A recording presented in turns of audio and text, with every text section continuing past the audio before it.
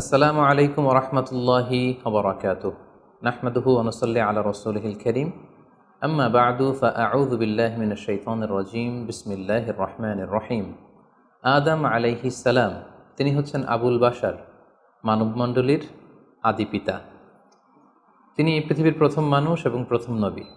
গোটা মানবমণ্ডলীর মধ্য থেকে আল্লাহ তাআলা আদম আলাইহিস সালামকে পৃথিবীর প্রথম মানুষ এবং প্রথম নবী হিসেবে বাছাই করেছেন। আর আমরা পৃথিবীতে যারা আছি আমরা সবাই হচ্ছি বানি আদম বা আদম আলাইহিসসালামের বংশধর। আল্লাহ তাআলা আদম আলাইহিসসালামকে সৃষ্টি করার অনেক আগে এই পৃথিবীতে প্রথমে জিন তৈরি করেছিলেন। আল্লাহ তাআলা ইরশাদ করছেন, ওয়াল জান্না খলাকনাহু মিন ক্বাবলু মিন নারিস সামুম। আর আমি মানবজাতি সৃষ্টির অনেক আগে প্রজ্বলিত আগুনের শাখা থেকে জিন জাতিকে তৈরি করেছি। আল্লাহ তাআলা যখন আদম আলাইহিসসালামকে সৃষ্টি করবেন বলে চিন্তা করলেন, আল্লাহ তাআলা সিদ্ধান্তটি ফেরেশতাদের সাথে শেয়ার করলেন। আল্লাহ তাআলা বললেন, ইন্নী জাআইলুন ফিল আরদি খলিফা। ওহে ফেরেশতারা, আমি পৃথিবীতে আমার রিপ্রেজেন্টেটিভ, আমার প্রতিনিধি হিসেবে মানুষ তৈরি করতে যাচ্ছি। যেহেতু জিন জাতিরা পৃথিবীতে আদম আলাইহিসসালামের আগেই অনেক রক্তপাত করেছিল, বিশৃঙ্খলা সৃষ্টি করেছিল, সেই অভিজ্ঞতার আলোকে সেই ডিসকাশনে আল্লাহ তাআলার সাথে ফেরেশতাদের ডিসকাশনে ফেরেশতারা তাদের মতামত পেশ করলেন। তারা বললেন তাদের অভিজ্ঞতার আলোকে, ক্বালু আতাজআলু ফিহা মান ইউফসিদু ফিহা ওয়া ইয়াসফিকুদ দিমা। অর্থাৎ, হে আল্লাহ, আপনি কি এমন কোনো জাতি তৈরি করবেন যারা পৃথিবীতে ফাসাদ সৃষ্টি করবে, ক্যাওস করবে, রক্তপাত করবে? নাহনু নুসাব্বিহু বিহামদিকা ওয়া নুকদ্দিসু লাক। আমরা তো আপনার তাসবিহ পড়ি, আপনার প্রশংসা করি, আমরাই তো ভালো, কেন আপনি আবার মানুষ বানাতে যাবেন?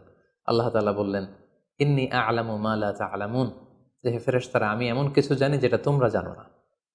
আল্লাহ তাআলার এই সিদ্ধান্তের কথা যখন তিনি ফেরেশতাদেরকে জানিয়ে দিলেন যে আমি মানুষ বানাতে যাচ্ছি, অতঃপর আল্লাহ তাআলা তার সিদ্ধান্ত অনুযায়ী তিনি মানুষ তৈরি করলেন। আদম আলাইহিস সালাম হচ্ছে পৃথিবীর সর্বপ্রথম মানব। তিনি আদম আলাইহিস সালামকে মাটি থেকে তৈরি করেছেন।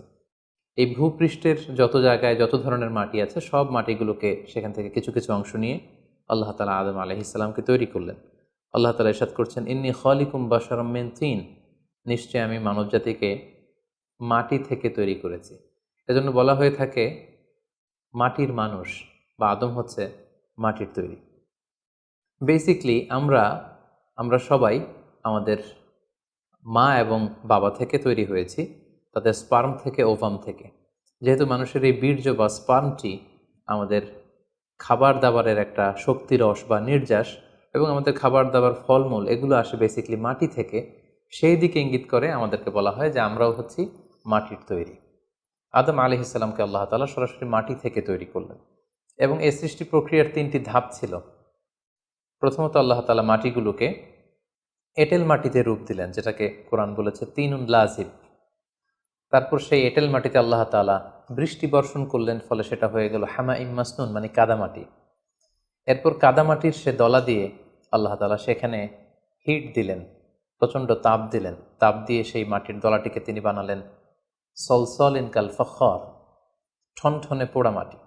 এবং সেই ঠনঠনে পোড়ামাটির যে কাঠামো, আল্লাহ তাআলা আদম আলাইহিস সালামের স্ট্রাকচার দিলেন, কাঠামো দিলেন, এবং সেই কাঠামোর ভেতরে আল্লাহ তাআলা রুহের ফুৎকার দিলেন। আল্লাহ বললেন, ফাইদা সাওয়াইতুহু ওয়া নাফাখতু ফীহি মির রূহি। যখন আমি আদমকে তৈরি করলাম, তখন then I breathed into him my spirit. আমি তার ভেতরে আমার রুহের ফুৎকার দিলাম।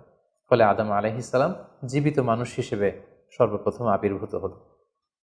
আমরা যদি সহিহ বুখারীর দিকে তাকাই, তাহলে দেখব যে সহিহ বুখারীতে সাইয়েদনা আদম আলাইহিস সালামকে যখন আল্লাহ তাআলা তার আকৃতি দিয়েছেন, অবয়ব দিয়েছিলেন, তার হাইট কত ছিল, কত লম্বা তিনি ছিলেন, সে ব্যাপারে সহিহ বুখারীতে এসেছে, ওয়াকানা তুলহু সিত্তুনা যিরাআন, 60 বিঘত তিনি লম্বা ছিলেন।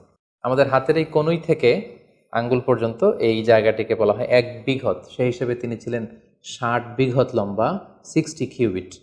এবং সহিহ মুসলিমের একটি বর্ণনা থেকে আমরা জানতে পারি, জুমার দিন আল্লাহ তাআলা আদম আলাইহিস সালামকে তৈরি করেছিলেন। ইয়াউমুল জুমআতি ফীহি খুলিকা আদম। জুমার দিনে আল্লাহ তাআলা আদম আলাইহিস সালামের সৃষ্টি প্রক্রিয়া এটাকে তিনি সম্পন্ন করেছেন। আদম আলাইহিস সালামকে তৈরি করার পরে আল্লাহ তাআলা ফেরেশতাদেরকে এবং আদম আলাইহিস সালামকে একসাথে করে একটি মক টেস্ট নিলেন। সেখানে আল্লাহ তাআলা তাদের সবাইকে কিছু শব্দের নাম শিক্ষা দিলেন।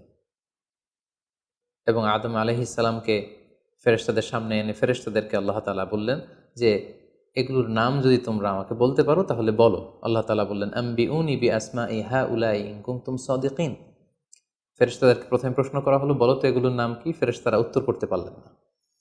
অতঃপর আদম আলাইহিসসালামকে লক্ষ্য করে আল্লাহ যখন বললেন ইয়া আদম আম্বিহুম বিআসমাইহিম, হ্যাঁ আদম তুমি এই জিনিসগুলোর নাম সবাইকে শুনিয়ে দাও। ফালাম্মা আম্বাআহুম বিআসমাইহিম, আদম আলাইহিসসালাম যখন একটার পর একটা সবগুলো জিনিসের নামকরণ করে ফেলতে পারলেন, সবগুলো জিনিসের নাম বলতে পারলেন, ক্বালা আলাম আকুল লাকুম ইন্নী আ'লামু গায়বাস সামাওয়াতি ওয়াল আরদ, আল্লাহ তাআলা ফেরেশতাদেরকে বললেন আমি কি তোমাদেরকে বলিনি যে আমি আকাশ জমিনের গায়েবের সমস্ত বিষয়ের ধারক এবং বাহক, সব বিষয়ের জ্ঞান আমার কাছে আছে। সো আদমকে আমি এমন কিছু স্পেশাল ফিচার দিয়ে তৈরি করেছি যেগুলো অ্যাঞ্জেলদের মধ্যে ল্যাকিংস ছিল, ফলে ফেরেশতারা সেগুলো জানার পরেও সেগুলোর নাম আল্লাহ তাআলাকে রিপিট করে বলে শোনাতে পারেনি, কিন্তু আদম আলাইহিসসালাম সবগুলো জিনিসের নাম একটার পর একটা তিনি বলে ফেলতে পারলেন। এবং এ থেকে প্রমাণিত হয় যে আল্লাহ তাআলা এখানে ফেরেশতাদের অপারগতা এবং আদম আলাইহিসসালামের শ্রেষ্ঠত্বের প্রমাণ তিনি এখানে স্থাপন করলেন। অনেকে প্রশ্ন করে থাকে যে আল্লাহ তাআলা আদম আলাইহিসসালামকে স্পেশালি এই জিনিসগুলোর নাম শিক্ষা দিয়েছিলেন, ফলে আদম আলাইহিসসালাম বলতে পেরেছেন, কিন্তু ফেরেশতাদেরকে তো এই জিনিসগুলোর নাম শিক্ষা দেওয়া হয়নি। সো তারা কি করে বলবে? কোরআনের কোথাও এটা সুস্পষ্ট বলা হয়নি যে আল্লাহ তাআলা যখন এই জিনিসগুলোর নাম শিক্ষা দিচ্ছিলেন তখন আলাদা করে আদম আলাইহিসসালামকে শিক্ষা দিচ্ছিলেন।